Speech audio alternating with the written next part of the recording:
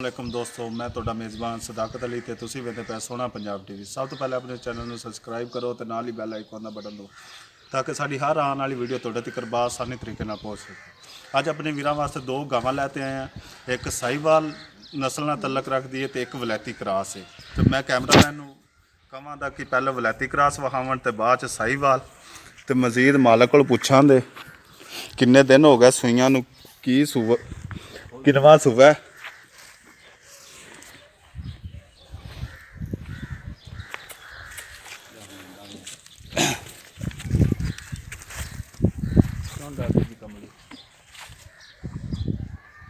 आ जनाब वलैती क्रास है। चाचा जी डरदी पई है, पता नहीं क्यों।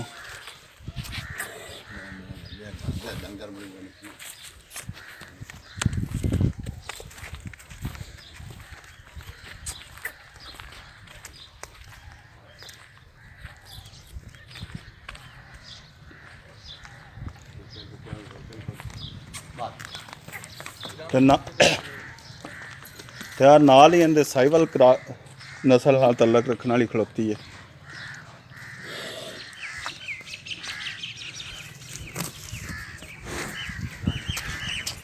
जान दे गुस्से नूं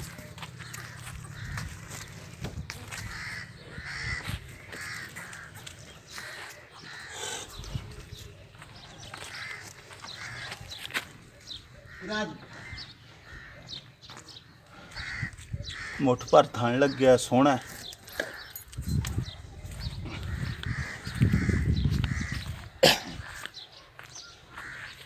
आप नाल ही चाचे को पुछने इन्हां दी डिटेल। अस्सलाम वालेकुम जी। वालेकुम सलाम जी। चाचा जी की हाल चाल ने? ठीक है जी।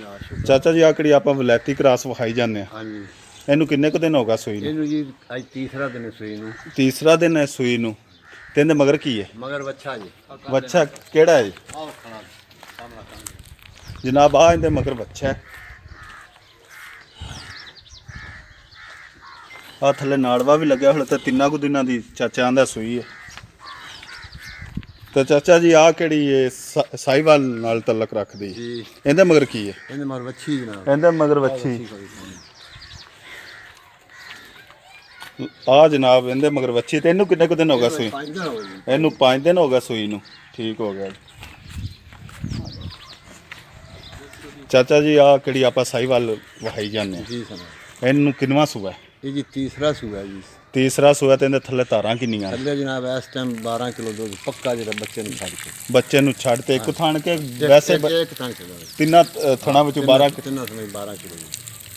चवावो दे ठंडा कर। बिल्कुल हाँ जी, चवावांगे जी। ठीक हो गया। ते इहदी प्यार मोहब्बत वाली कीमत भी दस दे। इनकी प्यार मोहब्बत वाली है जी। मुल तो असीं लोकां दा बहुत करने। हाँ जी। तुहाडे वास्ते 195 दी। 195 दी। आ ਤੁਹਾਡੀਆਂ ਗੱਲਾਂ ਰਿਕਾਰਡ ਹੁੰਦੀਆਂ ਪਈਆਂ ਨੇ, ਬਾਅਦ ਚ ਮੁੱਕਰ ਨਾ ਜਾਣਾ। 195 ਰੇਟ ਕੀਤੀ ਜਾਂਦੇ ਸਾਹੀਵਾਲ ਤੇ ਆ ਕਿਹੜੀ ਵਲੈਤੀ ਕ੍ਰਾਸ ਖਲੋਤੀ ਹੈ। ਇਹਨੂੰ ਕਿੰਨੇ ਦਿਨ ਹੋ ਗਿਆ ਸੂਈ ਨੂੰ? ਇਹਨੂੰ ਤੀਸਰਾ ਦਿਨ। ਤੀਸਰਾ ਦਿਨ ਸੂਈ ਨੂੰ। ਤੇ ਇਹਦੇ ਥੱਲੇ ਤਾਰਾਂ ਕਿੰਨੀਆਂ ਨੇ? ਇਹਦੇ ਥੱਲੇ 12 ਕਿਲੋ ਪੱਕਾ ਹੈਗਾ ਸਾਰਾ। ਸਾਰਾ ਬੱਚੇ ਨੂੰ ਨਹੀਂ ਛੱਡਣਾ ਮੋਸਾ ਤਾਂ ਜਾ ਕੇ ਨਿਚੋੜ 12 ਕਿਲੋ। ਨਿਚੋੜ 12 ਕਿਲੋ ਅਜੇ ਤਾਂ ਗਾਂ ਨੂੰ ਬੋਲੀ ਦਾ ਜੀ। ਅੱਛਾ, ਬੋਲੀ ਵਿੱਚ ਹੈ ਤੇ ਨਿਚੋੜ 12 ਕਿਲੋ। ਤੇ ਇਹਦੀ ਪਿਆਰ ਮੁਹੱਬਤ ਵਾਲੀ ਕੀਮਤ? ਇਹਦਾ ਪਿਆਰ ਮੁਹੱਬਤ 2.5 2.5।